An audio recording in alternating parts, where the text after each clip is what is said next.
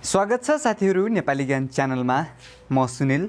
आजको यस श्रृङ्खलामा मैले तपाईहरुलाई स्पेशल्ली जो नयाँ युट्युबर्स हुनुहुन्छ तपाईहरुको लागि यो जुन युट्युबको भिडियो जुन हाम्रो आफ्नो भिडियो हुन्छ त्यो प्ले गर्दाखेरि तल छेउमा यहाँनिर देख्न सक्नुहुन्छ मेरो नेपाली ज्ञानको लोगो। सो यस्तो खालको लोगो राख्न कसरी सकिन्छ मोबाइलबाट हैन। जो नयाँ युट्युबर हुनुहुन्छ उहाँहरुको लागि यो चाहिँ अलिकति समस्या देखिरहेको छु। मलाई धेरै साथीहरूले मेसेज गर्नुभएको छ मेसेन्जरमा।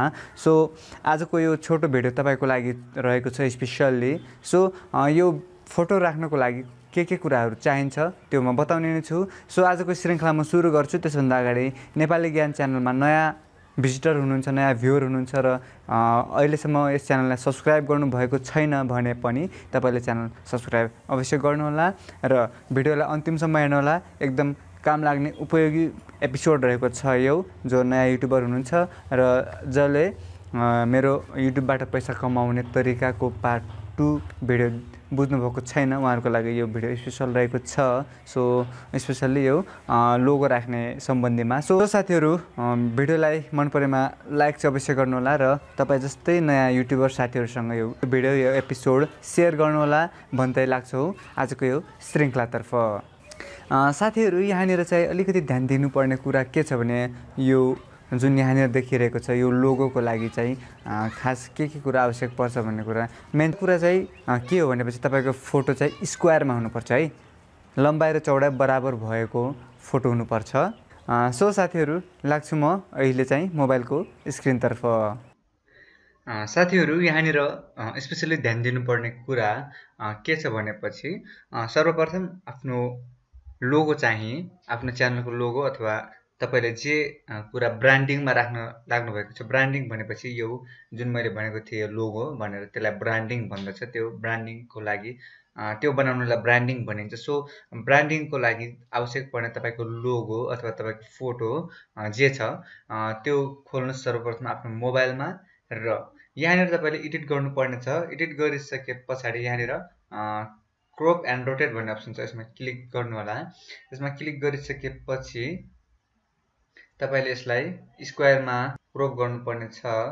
यहाँनिर क्रप गर्दाखेरि जहिले पनि यो रेशियो हुन्छ अथवा कुनै मोबाइलको एडिटरमा अथवा तपाईको एडिटर सफ्टवेयर छ भने त्यहाँनिर रेशियो अटोमेटिक दिया हुन्छ। त्यहाँनिर 1:1 भनेपछि 1 अनि दुईटा ठुलो अनि 1 दिएको हुन्छ। त्यस्तो दिएको हुन्छ कुनैमा भने स्क्वायर भनेर लेखेको हुन्छ। मेरोमा भने यस्तो रेशियो दिएको छ। यसमा क्लिक गर्नुपर्छ। रेशियोमा क्लिक गरिसकेपछि हेर्न सक्नुहुन्छ यहाँनिर हो यस्तो खालको रेशियो दिन्छ। सो 1:1 भनेपछि यहाँनिर छ। यसमा क्लिक गर्नु होला। यस्तोमा क्लिक गरिसकेपछि यो ट्यागकै जति चाहिने हो त्यति भाग यसले काट्छ र यहाँनिर तपाईले यसरी क्रप गर्नु होला। जस्तै मैले क्रप गरे र क्रप गरिसकेपछि यसलाई टिक लगाइदिउँ, सेभ गरौँ। सेभ गरिसकेपछि डन गरिदिउँ। हेर्न सक्नुहुन्छ मैले डन गरिदिए। यति गरिसकेपछि तपाईको फोटो चाहिँ स्क्वायरमा आउँछ। यो डिटेल हेर्नलाई तपाईले यसमा माथि इन्फर्मेसनको यहाँनिर अप्सन दिएको छ, यसमा क्लिक गर्नु होला। यसमा क्लिक गरिसकेपछि यहाँनिर हेर्न सक्नुहुन्छ डाइमेन्सन भनेर 3419 x 3419 पिक्सल भनेको छ। सो यो चाहिँ एकदम ध्यान दिनु होला। जहिले पनि यो क्रप गर्दाखेरि फोटो क्रप गर्दाखेरि यसको साइज चाहिँ 1 MB भन्दा कम हुनुपर्छ है। यो 560 KB छ भनेपछि 1024 KB बराबर 1 MB हुन्छ, नझुकिनु होला। सो यहाँनिर तपाईले 1024 KB भन्दा मुनिको बनाउनु होला। 1 MB भन्दा कम गराउनु भयो भने बल्ल तपाईको च्यानल ब्रान्डिङमा यो फोटो एक्सेप्ट गर्छ। सो यही टेक्निक रहेको छ यसमा यो च्यानल ब्रान्डिङमा यो तल च्यानलको छेउमा भिडियोको छेउमा लोगो राख्नलाई आफ्नो फोटो राख्नलाई। सो यसरी क्रप गर्नु होला। यसरी क्रप गरेर आफ्नो डिटेल हेर्नु होला। हेरिसकेपछि त्यो फोटो चाहिँ 1 MB भन्दा 1024 KB भन्दा कमको हुनुपर्छ। त्यसपछि हेरिसकेपछि ठिक छ भने डन गरिदिउँ। सो अब फोटो क्रप गरिसकेपछि अब आफ्नो ब्राउजर खोल्नु पर्नेछ। ब्राउजर यो खोल्दा नि भयो अथवा तपाईले आफ्नो मोबाइलमा जे ब्राउजर छ त्यो खोल्दा पनि भयो। मैले यहाँनिर सजिलोको लागि क्रोम ब्राउजर खोल्छु। यो खोलिसके पछाडि यहाँनिर तपाईले ध्यान दिनुपर्ने कुरा के छ भनेपछि यो 3 डट छ, यसमा क्लिक गर्नुहोस्। 3 डटमा क्लिक गरिसकेपछि यहाँनिर तल डेस्कटप साइट भन्ने देख्न सक्नुहुन्छ। यहाँनिर यसमा टिक लाउनुहोस्। टिक लगाइसकेपछि तपाईको कम्प्युटर जस्तो खालको लेआउट आउँछ त्यस्तो खालको लेआउट यहाँनिर आउँछ। सो हेर्न सक्नुहुन्छ डेस्कटप साइट भइसक्यो। अब youtube.com हामी सर्च गर्छौं। युट्युब सर्च गरिसकेपछि हेर्न सक्नुहुन्छ युट्युब यसरी नै खुल्छ ल्यापटप कम्प्युटरमा। सो अब यहाँबाट हामीले फोटो अपलोड गर्नुपर्ने हुन्छ। त्यसको लागि यहाँनिर आफ्नो च्यानलमा जाउँ। आफ्नो च्यानलमा गइसकेपछि युट्युब स्टुडियोमा जाउँ। युट्युब स्टुडियोमा गइसकेपछि आफ्नो युट्युब स्टुडियोमा जानुहुन्छ। त्यहाँनिर गइसकेपछि यहाँनिर ड्यासबोर्डमा अलि तल यहाँनिर कुनामा यहाँनिर सेटिङको अप्सन देख्न सक्नुहुन्छ। यसलाई यसरी जुम गरेर हेर्दा पनि भयो। यसमा क्लिक गरौँ। सेटिङमा क्लिक गरिसके पछाडि अब चाहिँ मजाले यहाँनिर च्यानल भन्ने अप्सनमा जानु होला। यहाँनिर देख्न सक्नुहुन्छ सेकेन्डमा च्यानलमा जानु होला। च्यानलमा गइसके पछाडि ब्रान्डिङ भन्ने देख्न सक्नुहुन्छ। यसमा क्लिक गर्नु होला। ब्रान्डिङमा क्लिक गरिसकेपछि र यहाँनिर यस्तो खालको लेआउट आउँछ। यस्तो खालको लेआउट आइसकेपछि यहाँनिर अब तपाईलाई यहाँनिर अप्सन देखाइएको छ। तपाईको फोटो PNG और GIF फर्मेट भनेको छ। तपाईले PNG और GIF फर्मेटमा नभए पनि हुन्छ, JPEG पनि सपोर्ट गर्छ नै। सो यदि गरेन भने बल्ल तपाईले PNG और GIF फर्मेटमा ढाल्न सक्नुहुन्छ। यहाँनिर तपाईको फोटो मिनिमम पनि 150 पिक्सलको हुनुपर्ने छ भनेको छ र यहाँनिर फोटोको साइज चाहिँ 1 MB भन्दा पनि कम हुनुपर्ने छ भनेको छ। र यति हेरिसकेपछि अब चाहिँ यहाँनिर चुज इमेज भन्ने देख्न सक्नुहुन्छ। यसमा क्लिक गर्नु होला।